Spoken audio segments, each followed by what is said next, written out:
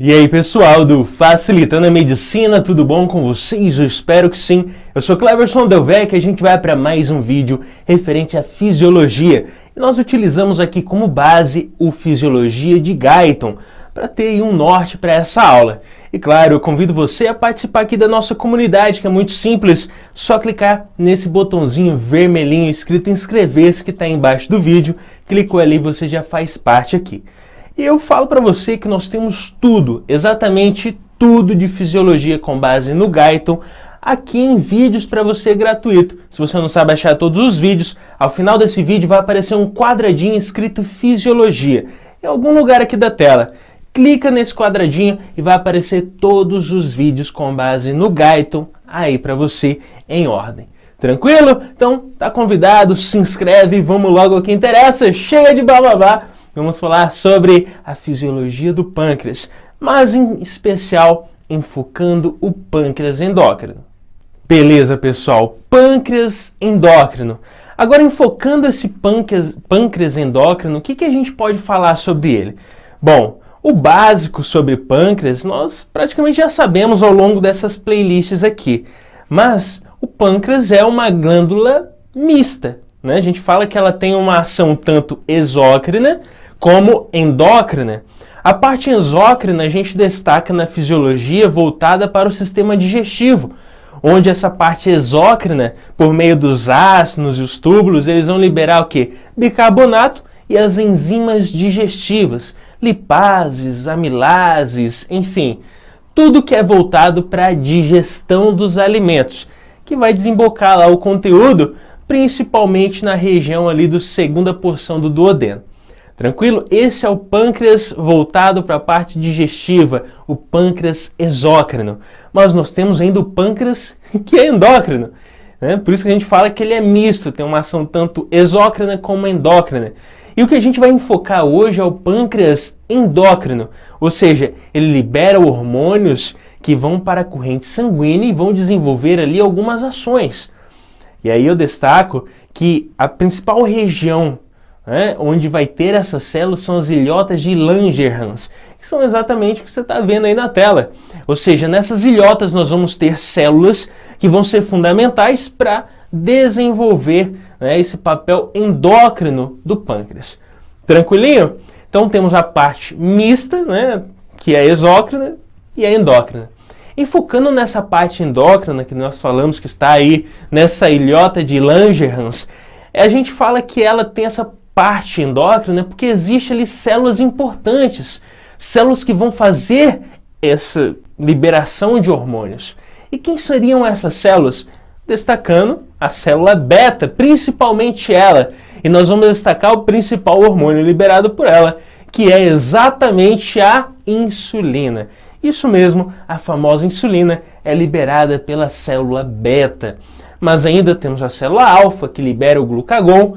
Temos ainda as células delta, que libera, né, essa porção ali, a somatostatina. E já destacando a ação dessa somatostatina, ela tem uma ação inibitória da liberação de glucagon e de insulina. Beleza? Então, célula delta libera a somatostatina, que tem ação inibitória tanto da liberação de insulina como de glucagon. E ainda temos as células PP, que libera ali um peptídeo que vai ter uma ação principalmente inibitória sobre a parte exócrina, ou seja, a parte de ação do pâncreas que faz ali a parte exócrina da liberação desse órgão. Tranquilinho? Então, essas são as principais células, né, em forma resumida, e que basicamente, né, vão estar nessa região aí da parte que é endócrina do pâncreas. Mas eu destaco para você essas duas, né, a delta e a PP, porque nós vamos aprofundar mais na parte do glucagon e da nossa insulina, né? Tanto ali a parte da célula beta, que libera a insulina, como a parte da célula alfa, que libera o glucagon. E aí eu destaco para você esses dois porque eles são os mais cobrados nos exames. Começando logo, sem blá blá blá, com a célula alfa. Essa célula alfa, nós falamos que ela libera o quê? O glucagon. E esse glucagon, o que ele vai fazer, pessoal? Primeiro de tudo, o que induz a liberação do glucagon?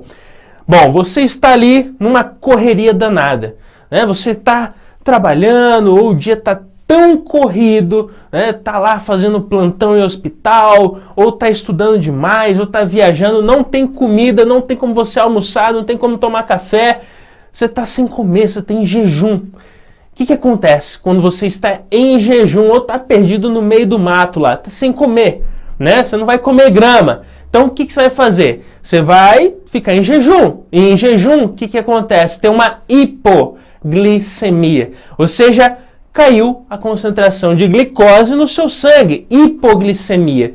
E o que isso vai fazer?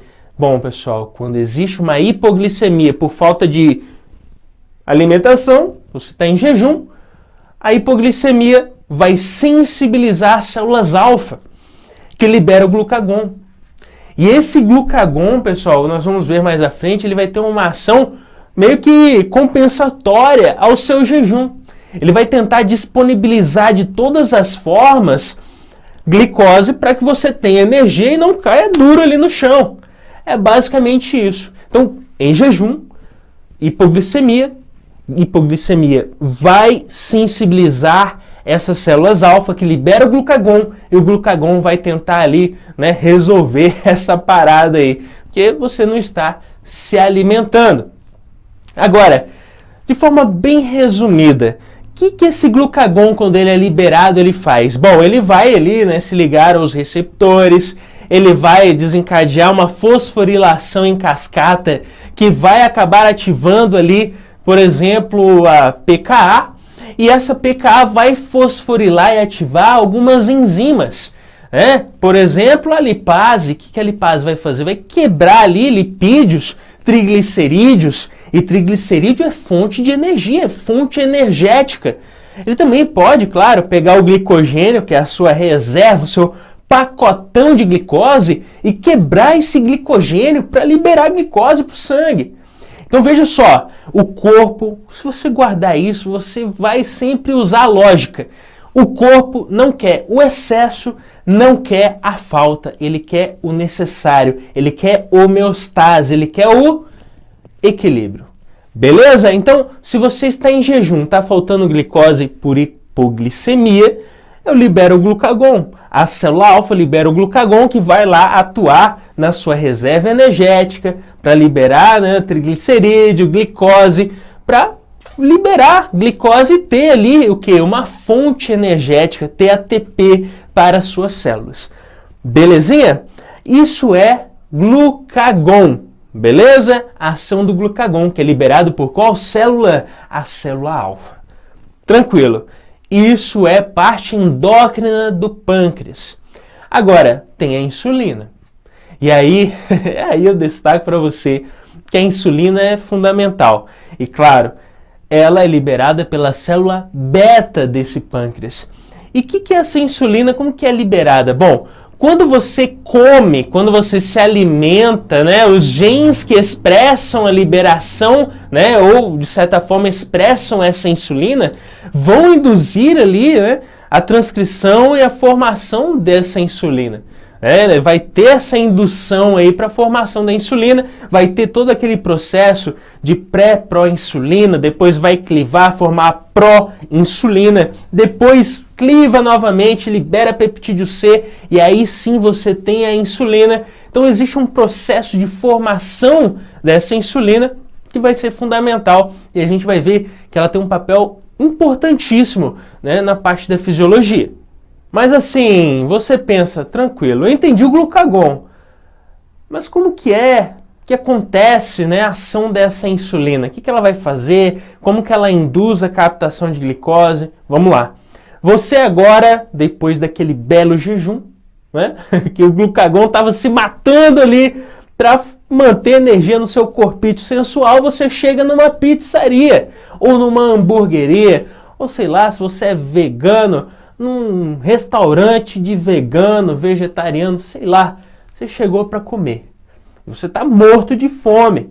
Você começa a comer igual um louco ali, ó, aquela pizza com sanduíche com cheddar e manda ver mesmo, batata frita e ó, comeu.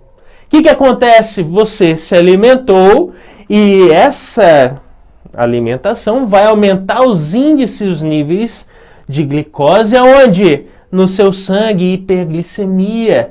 Isso vai ser sensibilizado aonde? Na célula beta. E claro, essa glicose ela vai acabar entrando nessa célula beta, e essa glicose vai sofrer todo aquele processo, né? Glicólise, ciclo de Krebs, fosforilação, né? Processo de fosforilação oxidativa, e vai formar ATP. Isso dentro da célula beta. E aí o que vai acontecer? Por meio dessa formação de ATP, pela glicose que entrou ali por GLUT2 nessa célula, ele vai acabar levando uma despolarização nessa célula, porque ele vai bloquear o canal de potássio. Então vou repetir para não restar dúvidas. Tem glicose no sangue. E essa glicose vai entrar na célula beta pelo GLUT2, um transportador de glicose. Ali essa glicose sofre todo um processo, né? Fosforilação oxidativa e forma ATP. E esse ATP acaba por, de certa forma, bloquear o canal de potássio. Isso gera nessa célula uma despolarização.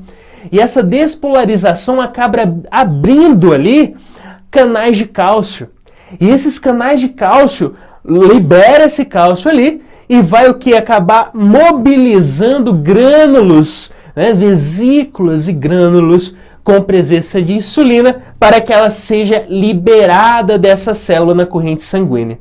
Então, pessoal, esse é basicamente o processo da liberação. Você se alimentou, glicose no sangue, sensibiliza essa célula beta, né, que vai ali, posteriormente, por todo esse processo, liberar essa insulina.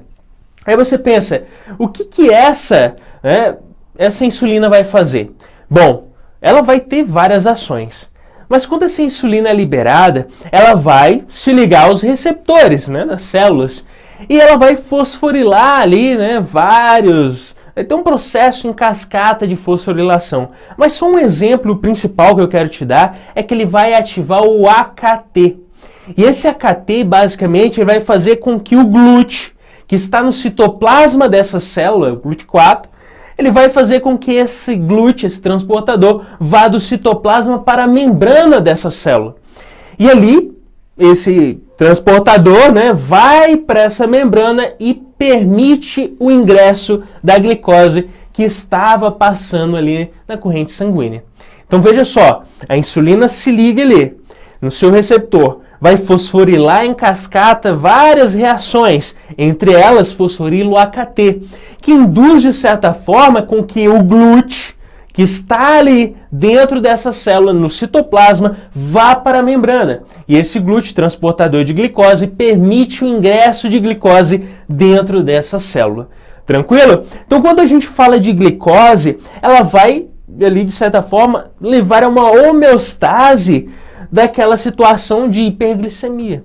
A gente não quer excesso, não quer falta, a gente quer o equilíbrio necessário nesse corpo, inclusive no sangue. Tranquilo? Então, essa insulina, ela tem ação ali de formação de reserva. Vai formar ali tecido adiposo, vai formar o glicogênio, ou seja, tem ali grande quantidade fornecida, então eu vou estocar para quando esse indivíduo irresponsável que não se alimentou, eu uso o GLUT, ou melhor, o glucagon, para que eu use essa reserva. Então, enquanto o glucagon atua em falta, ou seja, está faltando ali porque o indivíduo não se alimentou, ele vai usar as reservas para que gere energia. A insulina é o contrário. Se eu tenho se eu tenho bastante ali sendo fornecido, porque esse indivíduo se alimentou, eu vou começar a estocar, formar tecido adiposo, formar o glicogênio, tecidos e também a nossa reserva energética. Tranquilo? É basicamente isso. Então, pessoal, com isso finalizamos mais um vídeo. Eu espero ter te ajudado. Se inscreve no canal e até o próximo vídeo. Valeu!